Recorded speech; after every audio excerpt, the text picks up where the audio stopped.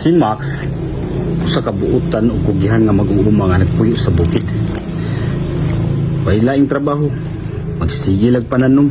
Nananom siya og buko, nananom siya og milon, ug ang ikuan niya source of income mao ang tanom niya nga mais. Usa ka adlaw nauli si Puchi sa bukid. Ang isuon niya nga badlongon tanang bisyon na ay ni. Umingon si Puchi, "Max, wa tay maihaw diha." Ingon si Max, "Sige, ihawa ang katong akong white rabbit." Iyaw ni Puchi ang white rabbit.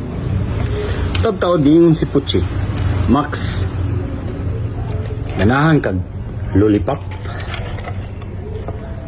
Ingon si Max, "So, mana nga pambata na, suway ang ako lollipop."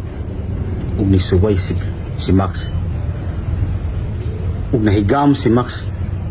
Ug diri nagsugod ang kalbaryo ni Max. Sa una, si Max chubby kay na. Abot og buwan, pwerte nang ningawa. Niwang na kay siya. Kay sige lang og lollipop. Legend lang nagkaibawa ng lollipop ha. Nya, wa na ligo-ligo si Max. Kung manamin siya, bisag way ligo, iyang pananaw, freeze kayo iya dagway. Hantod ni abot ang panahon na si Max mahadlok na og tawo.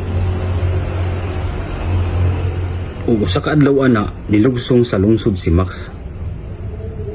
Lago kay tanan nga naglakaw. Pero siyang paminaw ay cool ra kayo siya naglakaw. Pag-abot niya sa lungsod, nanagan ang mga tao kay nahadlok kay si Max nagdala og dynamite. Kung siya nakaon ni Max, nakakita siya dakong bahay. Kung siya nagsuot siya ang huna nga iya man gipinturahan. Perting sukuha sa tagiya na si Kapitan Joey. Gidakop sa pulis si Max ug na priso.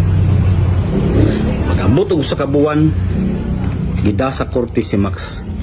Ug didto gihatulan siya ni Judge Champi.